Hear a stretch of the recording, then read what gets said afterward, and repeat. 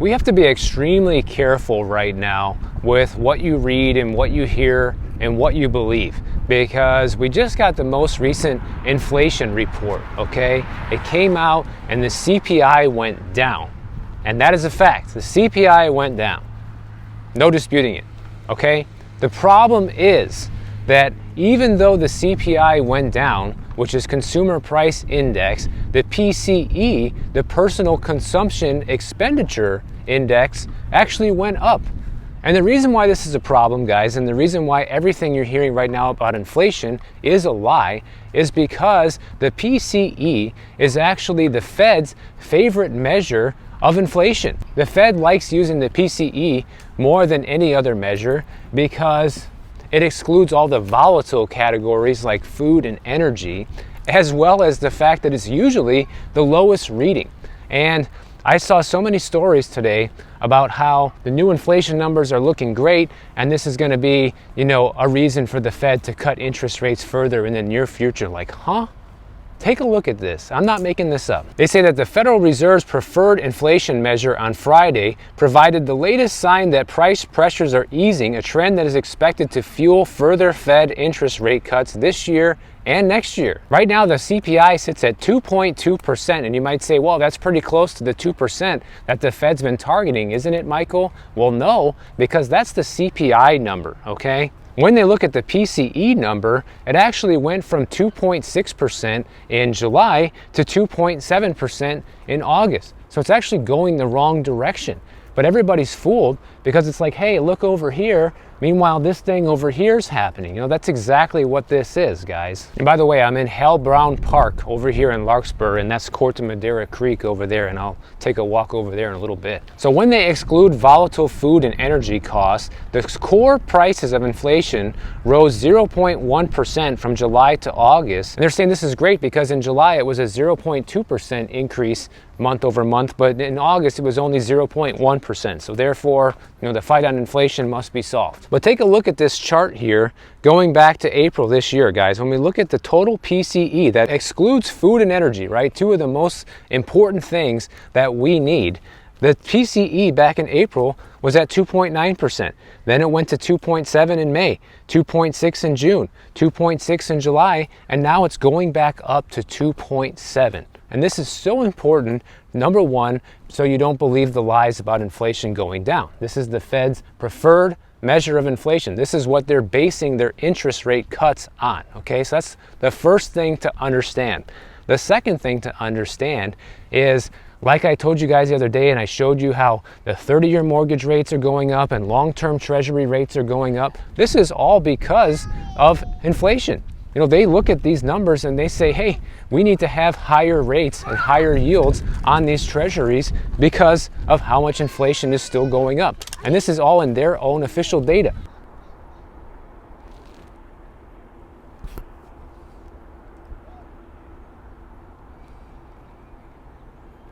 So right now, the current plan of action moving forward is potentially another 0.5 point rate cut in November and another 0.5 point rate cut in December, guys. So they are hitting the panic button, like I said, on the economy. Why else would they be cutting interest rates so fast, especially if everything was great? Okay, they wouldn't be. A lot of people are talking about how, the recent GDP figures are looking good and how even GDP got revised. I'm going to save that for a future video because there's actually reasons for that. But we'll talk about that another time because there's so many things to cover just in this one here. And I don't really care about covering GDP that much because those numbers are some of the fakest of all. And GDP numbers don't really mean anything to the average American, unlike inflation, that affects all of us. So I think this is much more important for us to stay on topic with this. Here's something else funny too. The PCE, which is the Fed's preferred measure of inflation, tends to show a lower inflation rate than the CPI. But right now, actually the CPI is lower, and that's because rents, which have been very high, carry double the weight in the CPI than they do in the PCE. And that's where they come in with these GDP figures. Well, everything must be on track fact, everything's looking good because, you know, from April through June, the US GDP increased by 3%, guys. And to give you a hint, most of it is due to illegal immigration, but I want to cover this more in depth in a future video. And that's not my opinion either, by the way. The data actually supports it. Here's something else that's a huge lie that came out with the inflation report. They say several individual barometers of the economy have been reassuring as well. Last week, the number of Americans applying for unemployment benefits fell to its lowest level in 4 months. Well, you guys just saw my video about this. I've talked about this twice in the past week. People are not applying for as much unemployment because they're no longer eligible. They're rolling off unemployment because they're past the 27 weeks of where you can no longer collect it. So of course people are falling off of unemployment unless people are claiming it because they're no longer eligible to. I mean, the lies are just so astronomical right now, it's not even funny. I mean, I almost can't believe it, you know? I feel like we've always had these lies and things about the economy. Everybody's always trying to make things look better than they really are. But I feel like lately, it's on another level. Because, you know, when you hear all these things that directly contradict, you know, what's really going on in the real economy, then I don't know how people can actually believe any of this stuff. I understand how people that are doing well right now can believe it because, you know, for them, things are better than ever, right? But that doesn't reflect the reality of most Americans right now. Now, one thing I've talked about quite a bit here on the channel is how all the fast food restaurants are struggling right now due to the higher cost of food at these restaurants, and people are just choosing to go somewhere else, right? Well, McDonald's, they're seeing a big rebound in their stock price ever since June of this year. So they're like celebrating, like, oh my God, this $5 meal deal that we brought back in June is exploding our revenue and everybody's coming back into the restaurant, right? That's what they're saying is happening. And according to their stock price, it looks like that actually is true. Because when you take a look at this chart here, back in July of this year, McDonald's was sitting only at $245 a share, and today it's over $300 a share. It rebounded tremendously, but you can also see by just looking at this chart that back in September last year, they were pretty much where they were in July, and things weren't doing very good back then. So they're kind of going through this yo-yo effect of we bring in deals, we bring in the customers, and then we raise all the prices again and take away the deals and people stop coming in. They keep going through this perpetual cycle of bringing customers in with deals and then taking the deals away and then rinse and repeat and do it all over again. You know, something interesting and something I said back when they first came out with this $5 meal deal is it was only supposed to be for the month of June, right? But then they saw like, hey, this is working, we should probably extend this a little bit longer, right? Earlier this month in September, McDonald's franchisees, they just voted to extend the $5 value meal into December in most US markets. So they're like, yeah, let's just keep it going because people are coming into the store. You know, this is hilarious. You know why?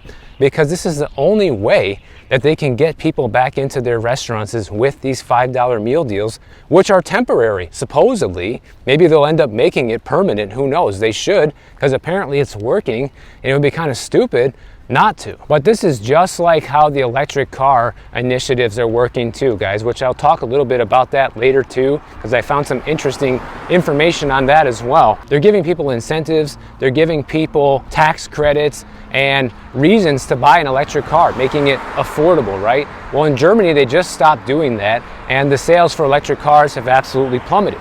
So just like McDonald's, you know, once they stopped doing this $5 meal deal, then the sales and foot traffic at their stores is going to absolutely plummet as well.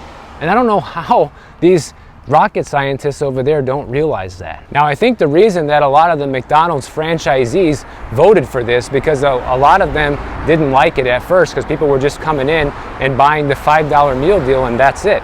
But they've also, since then, have figured out probably clever ways to get people to spend more money, because in addition to the $5 meal deal, they're also putting together their own local bundles to probably find ways to turn extra profits out of it. So for example, you know, maybe instead of the $5 meal deal, they'll have like maybe a $7 or $8 meal deal with a different combination of food that they figured out they can still turn a good profit on. And so people might come into the restaurant looking for that $5 meal deal and maybe opt for the $7 or $8 one instead, because it seems like a better value for them.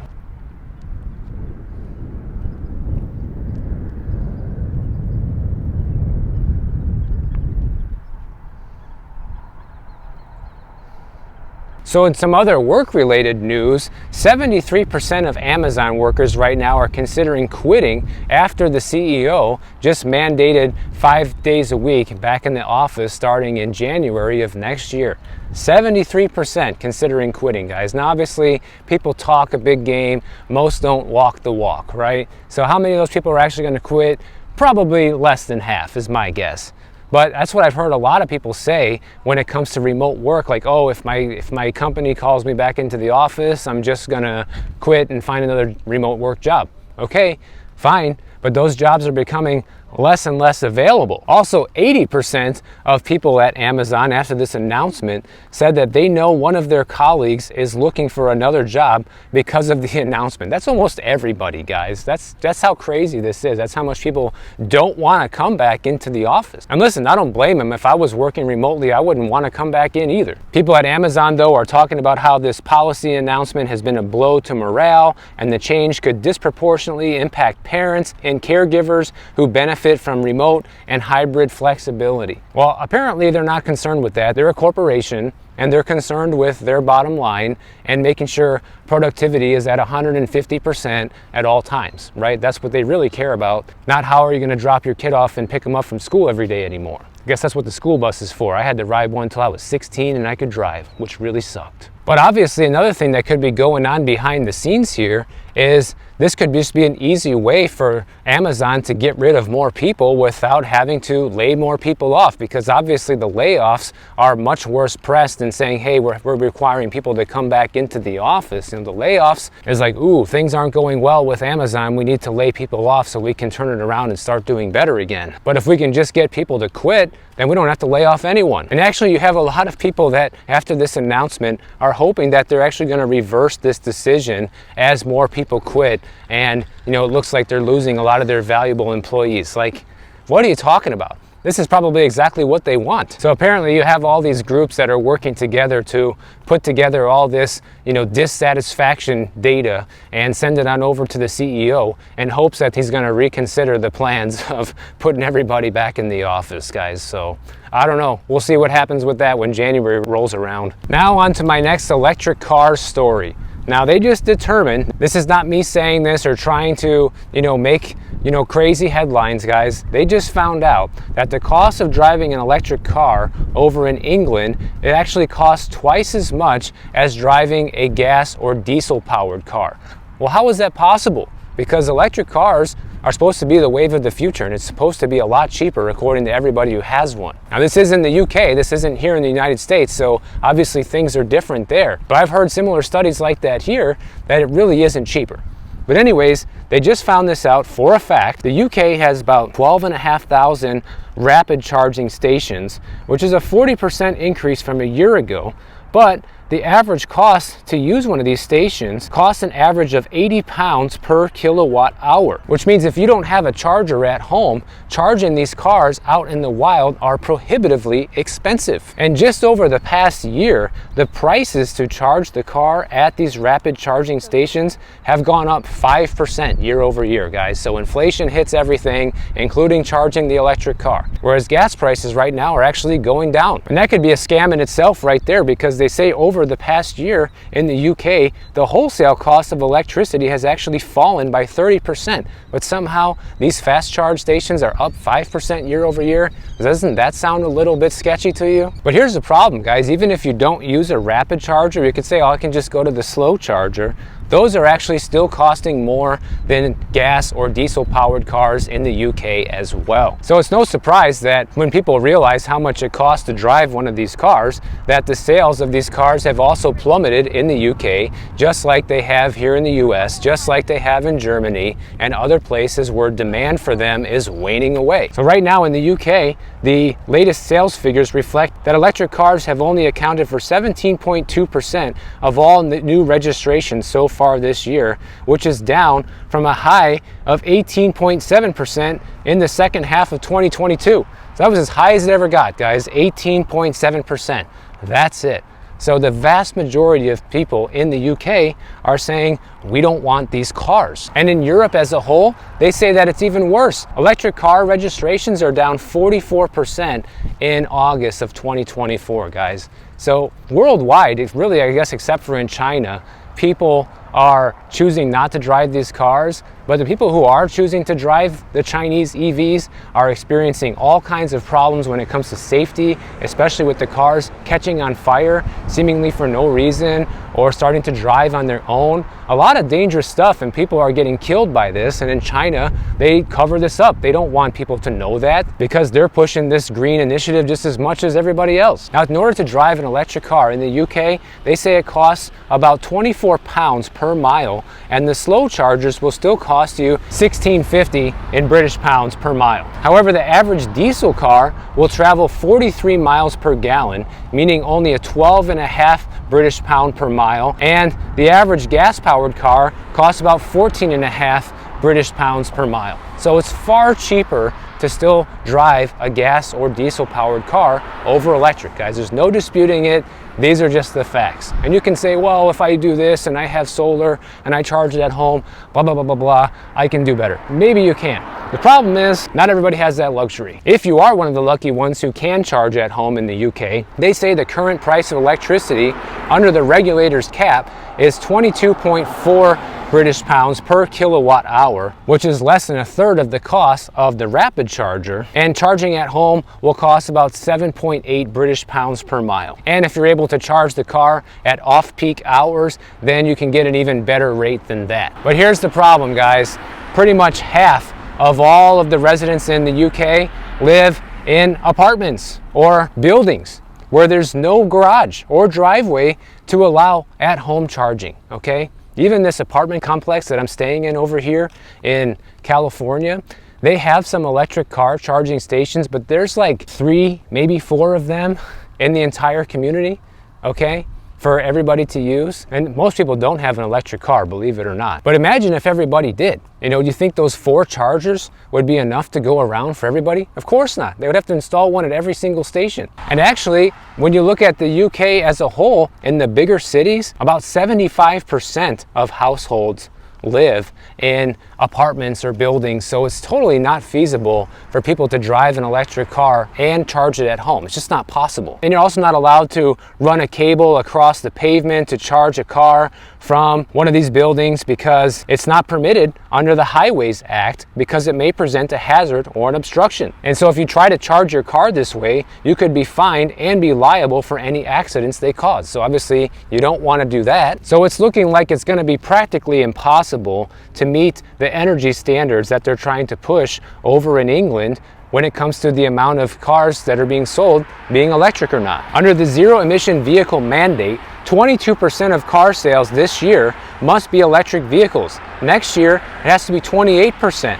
Until it increases to the maximum of 80% of all car sales must be electric by 2030, guys. That is right around the corner. They basically have 5 years to make it so that 80% of car sales are all electric when half of their citizens have no way to charge the car at an easier and affordable way. That is insane. And like I've said before, it's not like I'm inherently against electric car technology. I'm just against people being forced to change over to it. You know, look how much these people have to pay and how inconvenient it will be for them to charge these vehicles if they actually follow through with this and they don't make any changes to this electric vehicle mandate. And car makers, they're going to get fined for this. If they fail to meet the target, they face up to 15,000 British pounds per diesel or petrol vehicle they sell, or they can avoid the fees by buying these carbon credits from car makers like Tesla or those who have exceeded their target. I mean, this just sounds absolutely insane,